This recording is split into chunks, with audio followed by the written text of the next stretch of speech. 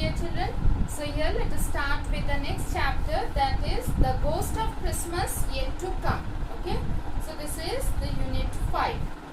So now here, as the title suggests us, something related to Christmas and the ghost we are talking about. Okay, so related to that only this story is all about.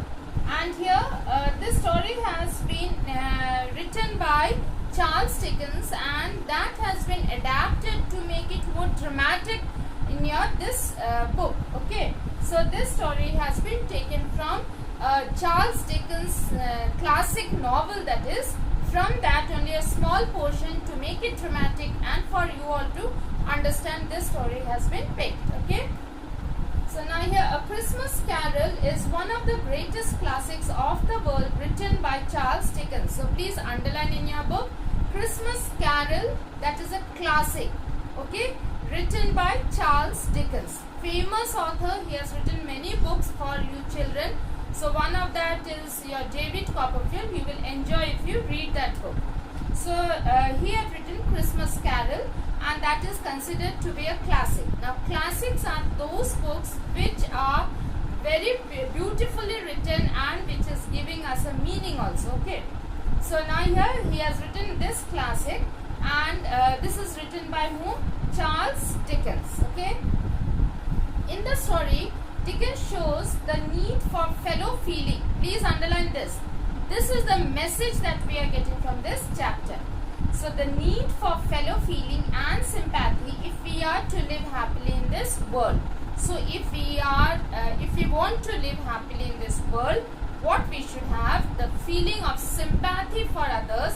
We should show compassionate feeling for others. That is, we should always consider others' sorrows also and try to solve them. And we should have the fellow feeling. Fellow feeling means if my companions, if my friends, if my relatives, if my neighbors, they are in trouble, I should try to help them out. So this sort of fellow feeling should be there within us, and then only we can live happily and we can live together with all of them, sharing our joys and sorrows, and our days will be spent happily. So this is the message that we are getting from this chapter. Okay, so you can underline that. Ebenezer Scrooge was a miserly, grasping, hard businessman. So here the character we got of the story, Ebenezer Scrooge, the first character we are getting. Now how was he? He was a miserly. Miserly means he is not ready to spend money on anyone. Okay, on any person or on anybody, he is not ready to spend money. He wants to save money in large amount. Though people might be in need of money, but still he won't be sharing his money. So he was miserly, grasping. Grasping means always trying to take money from others. That is his tendency. Okay, grasping. And hard businessman. Hard businessman means he always looks for his immense profit. He wants the maximum profit. So such type of people are known as hard businessmen. They don't even consider for others whether they are in trouble or they are in sorrow. Nothing like that. So he wants money. That is his ultimate motive. Who was mean to everyone, especially his clerk, Bob Cratchit. Mean means showing a very bad feeling, not considering anything for that person, means not trying to understand the person's sorrow. So these type of people are known as mean, and just the opposite of his kind. Okay, so but here Ebenezer Scrooge was a mean person, especially to his clerk Bob Cratchit. Okay, please underline these all. And refused to help the poor and hated Christmas. Just imagine, Christmas is the only important festival of the Christians, and but still Ebenezer Scrooge hated Christmas because he had to spend money during this Christmas festival, and he did not like to spend money, so he hated Christmas. As a result, the rest of humanity shunned Scrooge, but he didn't care one little bit. So because of this nature, he was shunned by all the human beings, his fellow beings. Shunned means he was not liked by these fellow beings. Okay, they never liked him, or they never tried to invite him or for any function, because Scrooge was not ready to spend money. So he would always crib that I don't want to spend money, so much of money got wasted, so it's better not to invite him. So they shunned him, or they did not even try to call him for any of the happiness that they celebrated. But that didn't affect Scrooge, because Scrooge only loved to count his money. So one Christmas Eve, Scrooge went home after refusing to join his nephew Fred at Christmas dinner or take part in any way in Christmas cheer, calling it a humbug. So here, one Christmas Eve. Christmas Eve means just before the Christmas day. That is 25th is your Christmas, and on 24th evening, that is known as your Christmas Eve. So normally people celebrate that Christmas evening as Christmas is coming, so they have a gathering and all. But here he was invited by his nephew Fred, okay, but he refused. He did not want to go. So just imagine, a relative is inviting him, but still he is not ready to go. So his nephew Fred at Christmas dinner or take part in any way in Christmas cheer, calling it a humbug. So he called it a humbug, means nonsense celebration. He did not like it. That evening, his late partner Jacob Marley's host, who in life had been another Scrooge, visited him.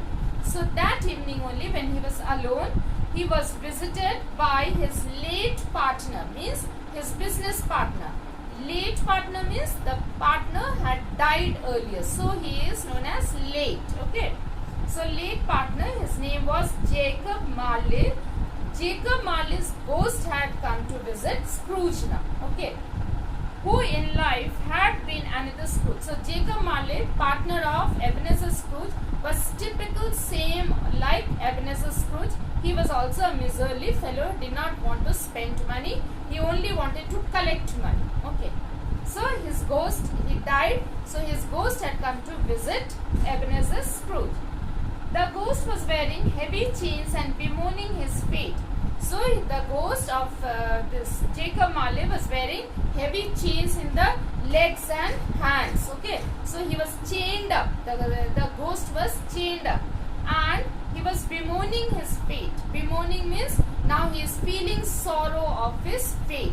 Now this is his fate. After his death also, he is tied up with chain. That is his condition.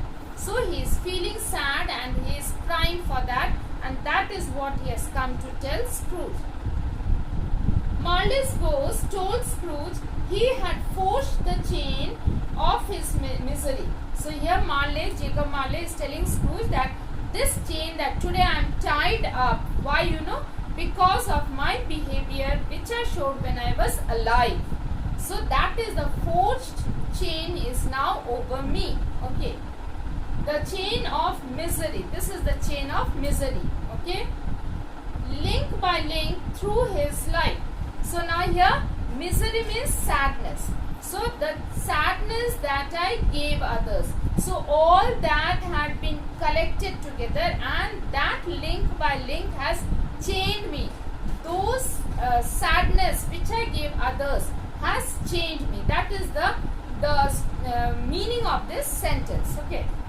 So if I wouldn't have given sadness to others, today I wouldn't be changed by that. But the misery or link by link through his life, and now he regretted the way he had lived his life. So now here Jacob Marley is feeling sad. Regretted means he is regretting, is feeling sad of his behavior when he was alive. He shouldn't have shown that behavior. That is what he is saying now. But could do nothing about it since he was dead. But now he cannot do anything because now he is dead. So his behavior, what he has shown, so because of that behavior, he is changed today with all the misery that he had created for others, and now he cannot make any change. Then the ghost said, I am here tonight to warn you. So now here Jacob Marley, the partner of Ebenezer Scrooge, is warning Ebenezer that here today I have come here to warn you. The sufferings that I am getting now, you should not get after your death. Why I got the sufferings? Because I behaved the way you are behaving now, the same behavior I showed with people, and so I am changed now. So I am warning you that you please change your behavior. That you have yet a chance and hope of escaping my fate, Ebenezer. So still now you have got a chance.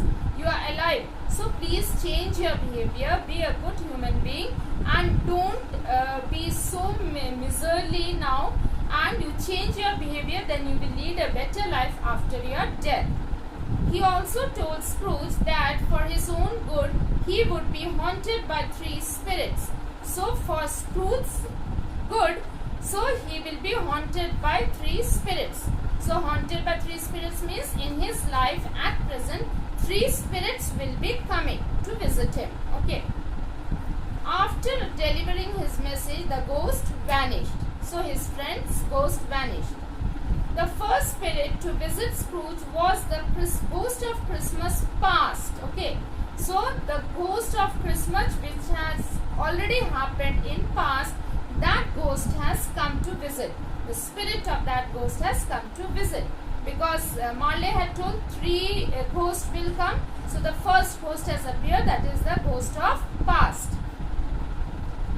It was a strange figure like a child, yet not so like a child, as like a small old man.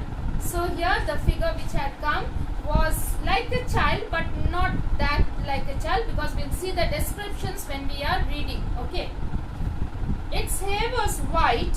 So the ghost of Christmas of past, hair is white. Then as if with age, and yet the face was young. So face is still young, but hair is white. It wore a white dress with a shimmering belt.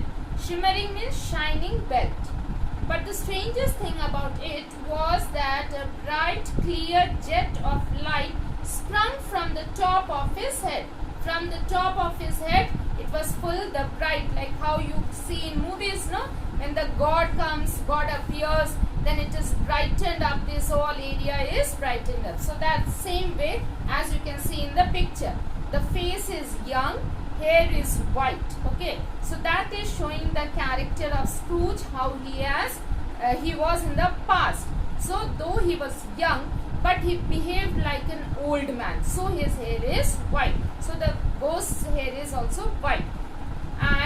But the strangest thing about it was that a bright light, clear jet of light sprung from the top of his head that illuminated everything. Illuminated means that shone everything. Okay. This spirit took Scrooge back through times long past. So he was taken to his past time, which is already finished. Back to his school days and to the Christmases he used to enjoy as a young child, and also some as a lad. Lad means young boy. Okay. That he spent in boarding school.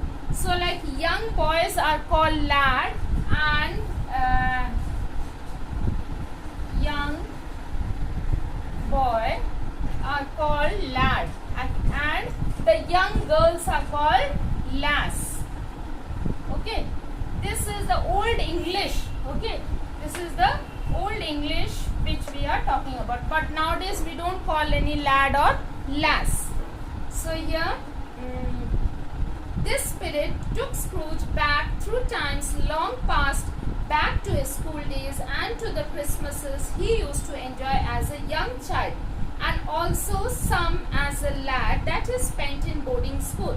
So that means Scrooge has had his early education in boarding school.